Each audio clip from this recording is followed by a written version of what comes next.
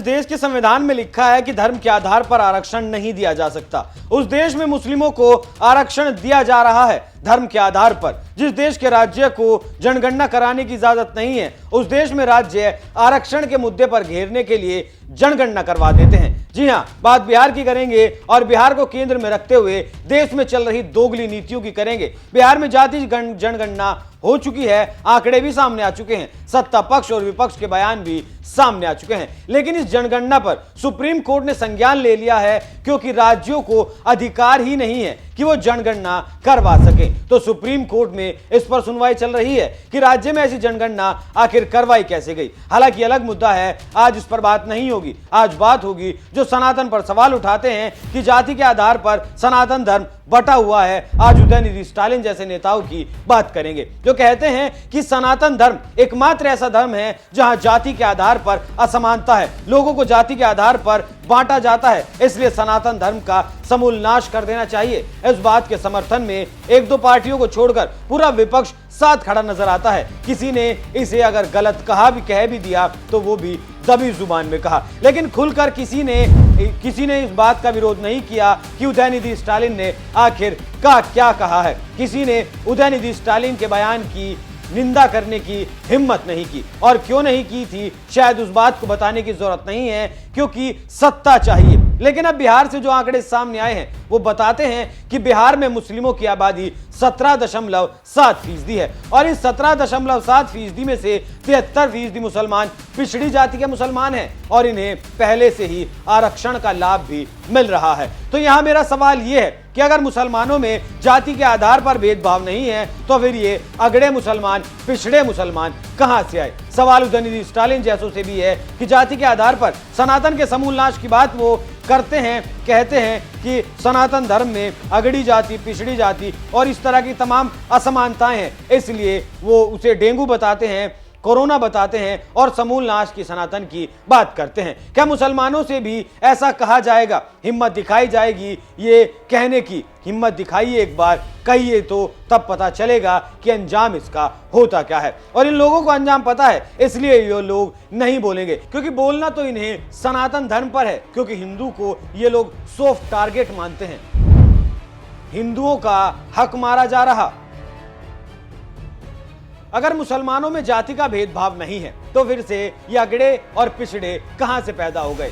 अब यहाँ बिहार की सरकार ये बताए कि ये जो 17.7% मुसलमान हैं और उनमें जो 73% मुसलमान पिछड़ी जाति के आते हैं और उन्हें जो आरक्षण मिला है वो हिंदुओं के हक को मारकर नहीं दिया जा रहा। इस सवाल का जवाब ना तो सरकार देगी और ना ही लेफ्ट लिबरल वाले इस सवाल को सुनेंगे। या ये बात भी मानिए कि इस्लाम में भी जाति के आधार पर लोगों को बांटा गया है, फिर सनातन पर आरोप मत मढ़िए। अच्छा, यहाँ एक और दोगलापन देखने को मिलता है। जब आरक्षण की बात आती है तो कहा जाता है कि इस्लाम में जाति व्यवस्था है, लेकिन जब कुछ और बात आती है तो कह दिया जाता है कि जाति के आधार पर भेदभाव यहाँ नहीं है। और अगर नहीं है तो फिर जवाब दें कि पसमानदा मुसलमान कौन है, जिनके बारे में प्रधानमंत्री मोदी भी कई बार मंचों से जिक्र कर चुके हैं। तो पहले तो इन लोगों को एक स्टैंड अपना क्लियर करना पड़ेगा कि इस्लाम में अगड़ा पिछड़ा है या फिर नहीं। बिहार में मल्टी लेयर आरक्षण। अब बिहार की जो जाति जनगणना है उसे थोड़ा वक्त पहले लेकर चलते हैं, जब बिहार में कर्पूरी ठाकुर सीएम हुआ करते थे। कर्पूरी ठाकुर बिहार में मल्टी लेयर आरक्षण की रूपरेखा को उन्होंने तैयार किया था और इस आरक्षण को वही लेकर आए थे। इसमें पिछड़ों को 27% आरक्षण दिया गया था और इस 27% में से 18% आरक्षण अति पिछड़ा वर्ग को दिया गया था। और इस 18% का सबसे ज्यादा लाभ अगर किसी को मिल रहा है तो वो है बिहार का मुसलमान। तो जब पिछड़े के नाम पर आरक्षण ले रहे हैं तो फिर कहने में क्या दिक्कत है कि इस्लाम में भी अगड़ा पिछड़ा होता है। जाति के नाम पर सनातन के समूल नाश की बात की जाती है और अपनी जाति भी स्वीकार नहीं की जाती। धर्म के नाम पर आरक्षण। अब आइए धर्म के नाम पर मिलने वाले आरक्षण पर। हालांकि संविधान नहीं कहता कि धर्म के नाम पर आरक्षण दीजिए, जबकि कई बार कई राज्यों की हाई कोर्ट और देश की सुप्रीम कोर्ट भी इस बात को कह चुकी है कि धर्म के नाम पर आरक्षण नहीं दिया जा सकता। तो फिर क्यों अजीब खेल खेला जा रहा है इस देश में? एक तरफ इस्लाम में जाति के आधार पर भेदभाव नहीं है, दूसरी तरफ पिछड़ों के नाम पर आरक्षण भी चाहिए। अगर भारत में धर्म के आधार पर आरक्षण नहीं है तो फिर पिछड़े हिंदुओं का हक मारा जा रहा है। सोचिए, 17.7% मुसलमानों में जो 73% मुसलमान पिछड़ी जाति के हैं, वो अगर अति पिछड़ा में ना आए तो फिर वो हक, वो आरक्षण पिछड़े हिंदुओं को मिलेगा, वो मुसलमानों को नहीं मिलेगा। जब यहाँ वो मुसलमानों की जो आबादी 73% पिछड़ा जाति जो बताई जाती है, वो उस 18% में आ जाती है जो अति पिछड़ा वर्ग को मिलता है, तो उसमें से भी वो उनका हिस्सा बट जाता है। अगर अति पिछड़ा वर्ग में मुसलमानों को नहीं रखा जाएगा तो फिर ज्यादा पिछड़े हिंदुओं को उसका लाभ मिल सकेगा। तो क्यों ना कहा जाए कि हिंदुओं का हक मारा जा रहा है, छीना जा रहा है। इसलिए मुद्दा इतनी आसानी से तो सुलझाया नहीं जा सकता, क्योंकि मुद्दा बेहद ही टिपिकल है। और हो ना हो ये मुद्दा फिर से सुप्रीम कोर्ट की चौखट पर पहुंचेगा, लेकिन सवाल जिंदा रहेगा कि धर्म के आधार पर आखिर देश में आरक्षण दिया क्यों जा रहा है। अब मैं आपको देश में धर्म के आधार पर मिल रहे आरक्षण के कुछ तथ्य दिखाता हूं, उनको सुनकर चौंकिएगा मत, क्योंकि देश में 1-2 नहीं, पूरे 5 राज्य ऐसे हैं जहां धर्म के नाम पर मुसलमानों को आरक्षण दिया जा रहा है। और सिर्फ पिछड़े मुसलमानों को नहीं, जितने भी उन राज्यों में मुसलमान रहते हैं सभी को दिया जा रहा है। 5 राज्यों में धर्म के नाम पर आरक्षण। देश में 5 राज्य ऐसे हैं जहां धर्म के आधार पर मुस्लिमों को आरक्षण दिया जाता है, और यह सब तुष्टीकरण का अंधा खेल है, इससे ज्यादा और कुछ भी नहीं। और यह आरक्षण अगड़े मुसलमान या फिर पिछड़े मुसलमानों के लिए नहीं है, ये सभी मुसलमानों के लिए है। ये 5 राज्य दक्षिण भारत से आते हैं। इनमें तेलंगाना है, आंध्र प्रदेश है, कर्नाटक है, केरल है और तमिलनाडु है। पूरे दक्षिण भारत में अब तक सभी मुसलमानों के लिए आरक्षण की व्यवस्था थी, लेकिन पिछले दिनों कर्नाटक पहला ऐसा राज्य बना जहां मुसलमानों को दिया गया 4% आरक्षण खत्म कर दिया गया। यह आरक्षण खत्म बीजेपी ने किया है और विपक्ष ने आरोप लगाया कि यह सब वोटों की राजनीति के लिए किया गया। लेकिन बीजेपी ने कहा कि संविधान की रक्षा के लिए यह आरक्षण खत्म किया गया है। बीजेपी की बात सही लगती है, क्योंकि भारत का संविधान धर्म के आधार पर किसी भी समुदाय को आरक्षण देने की मान्यता नहीं देता, और संविधान के हिसाब से किसी को भी धर्म के आधार पर आरक्षण देना किसी भी लिहाज से सही नहीं है। और मामला सिर्फ इतना ही नहीं है, सवाल यह भी है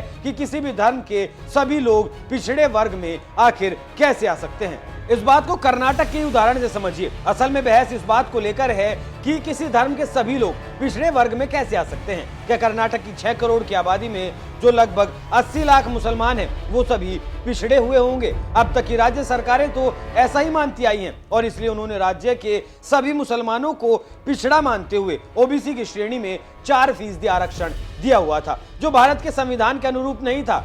कर्नाटक में बीजेपी की सरकार थी, इसलिए वहां वो 4% मुसलमानों को जो आरक्षण दिया गया था वो खत्म कर दिया गया। लेकिन बाकी बचे 4 राज्यों में आज भी वो आरक्षण मौजूद है। और इतना ही नहीं, तेलंगाना में तो 4% के आरक्षण को बढ़ाकर 12% आरक्षण किए जाने की मांग लगातार वहां के मुख्यमंत्री करते आ रहे हैं, और इस कोशिश में वो लगे हुए भी हैं। तो क्या ये मुस्लिम तुष्टीकरण की राजनीति नहीं है? कैसे ये लोग कह सकते हैं कि धर्म के आधार पर आरक्षण दिया जाए और सभी मुसलमानों को दिए जाए? ऐसा संविधान के लिहाज से तो कतई भी सही नहीं नजर आता। अब वापस बिहार की राजनीति पर आते हैं, क्योंकि देश की राजनीति को एक अलग दिशा देने का काम बिहार की जातीय जनगणना ने ही किया है। नीतीश कुमार ने जो जातीय जनगणना बिहार में करवाई है, वो अब ऐसा लगता है कि वो नीतीश कुमार पर और लालू यादव पर ही उल्टी पड़ने वाली है। क्योंकि नीतीश कुमार जिस समाज से आते हैं, कुर्मी समाज से आते हैं, उसकी जनसंख्या है 2.87%, और लालू यादव जिस यादव समाज से आते हैं उसकी जनसंख्या है 14%। लेकिन बिहार में मुसलमानों की जनसंख्या है 17.7%। तो क्या इस लिहाज से 2.87% वाला जब मुख्यमंत्री हो सकता है, और 14% पार्टी जो यादव समाज से लालू प्रसाद यादव आते हैं उस समाज से जब उप मुख्यमंत्री हो सकता है, तो बिहार में मुसलमान क्यों नहीं मांग करेंगे कि उन्हें राजनीति में और ज्यादा भागीदारी दी जाए, और ज्यादा हिस्सेदारी दी जाए, और बड़े पदों पर दी जाए। अब क्या ऐसा नहीं कहा जा सकता कि बिहार के मुसलमान अब ज्यादा मुखर होकर बात करेंगे, राजनीतिक हिस्सेदारी में मांग करेंगे? ये लालू और नीतीश कुमार के लिए बड़ा खतरा है, क्योंकि लालू यादव और नीतीश कुमार जिस जाति से आते हैं उस जाति से कहीं ज्यादा बिहार में मुसलमानों की संख्या है। तो अब ऐसे में क्यों ना कहा जाए कि लालू प्रसाद यादव और नीतीश कुमार के लिए ये जातीय जनगणना खतरे की घंटी बनने वाली है आने वाले वक्त में, क्योंकि 2024 के लिए जो पैंतरेबाजी की थी, अब ये पैंतरेबाजी नीतीश और लालू पर भारी पड़ सकती है। आज के परिदृश्य को देखते हुए ऐसी स्थिति बिहार में उत्पन्न हो रही है। इस बात से किनारा नहीं किया जा सकता, ना ही इस बात को नजरअंदाज किया जा सकता है। वैसे आप इस खबर पर क्या राय रखते हैं? अपनी राय हमें कमेंट कर जरूर बताएं। नमस्कार।